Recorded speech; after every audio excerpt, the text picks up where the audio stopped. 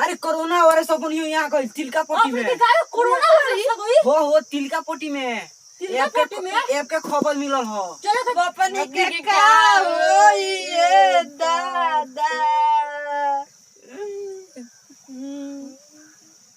एक का चिंता काहे ले तरम होदी एकरो कोनो भगवान बुद्धि ऊपर ही बचाव खाती। अच्छा चलो देखला बचाओ तारे के क्या करता रहे ठीक बा का भाई लोगी का बतियाओ तर जान ये कहता टपरी के गांव में कोरोना आ गई का अब लोग कोरोना वायरस आ गइल बा हमर दी कोरोना वायरस आ गई। ए तो चलो पानी ले कोनो उपाय पूछला चलो क्या चलो जा जल्दी चलो जा चलो जल्दी पूछला उनका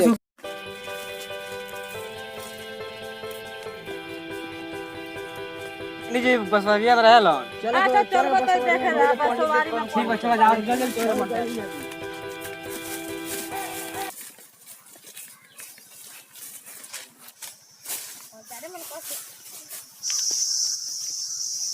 ना बनी जी उस्मान हो क्या समस्या है वाला कहता अपनी के गांव में कोरोना आ गई तो चल हमारे पूजा करा देता नहीं ठीक है चलो माल में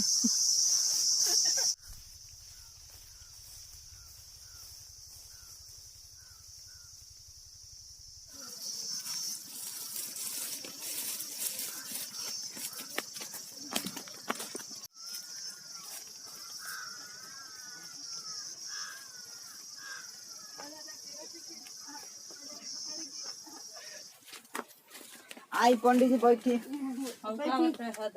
बैठी पंडित जी बैठिए बैठी हेलो कनियो बैठा जाई जान ठीक है बैठा जान बताओ जब का कर जा का कॉल देना ऐसा मंत्र पड़ी जबरी गांव से कोरोना भाग जाओ अपने देश से छोड़ के भाग जाओ कोरोना वायरस भाग जाए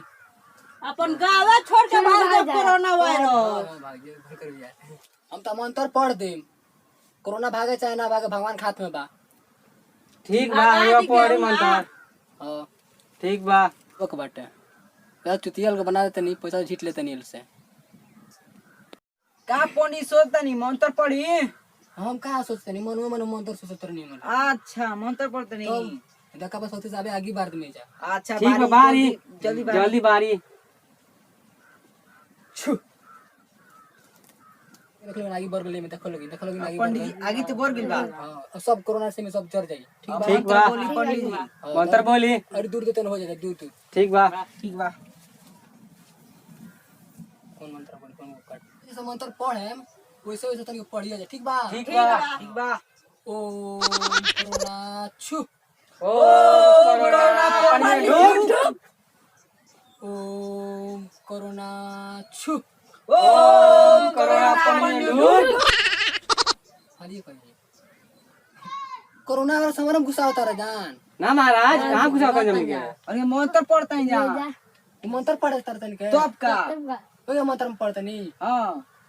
जना कहते क्या होय कहोगे? ना बोली। बोली बोले तेरे बोले जान ठीक बा बोली ठीक बा बोली ओम कोरोना वायरस छु ओम कोरोना पानी में डूब फेन हुए बतिया अबे तो झीटा दर पैसा झीटा नहीं ठीक बा अबे सब पैसा झीटा दो बालक दक्षिणा 10 रुपए निकालो अच्छा पंडित जी रुक जाइए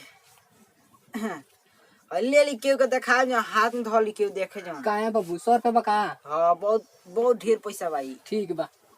मंत्र चालू करे हां मंत्र चालू करी ओम कोरोना वायरस छु ओम कोरोना पानी में ढुक पंडित जी में ढुक ओम कोरोना वायरस छु ओम कोरोना पंडित जी में ढुक फिर बाबू दक्षिणा धर 100 रुपया अच्छा पंडित जी अरे हाय हे हाथ में धरी ये बहुत मस्त बा परमाणु पैसा है अच्छा ठीक बा ठीक बा मंत्र पढ़ी ओम कोरोना के मौत छु ओम कोरोना ढुक जी पंडित जी नु खाली पैसा जीतता रहे आ कोरोना वायरस आगे में जराते नहीं का करे के भगा दे ओके बड़ी पैसा जीतता रहे पंडित जी बोली कोरोना वायरस जरते नहीं खे सब जर गइल बा जरो लौकी ना सब जर गइल बा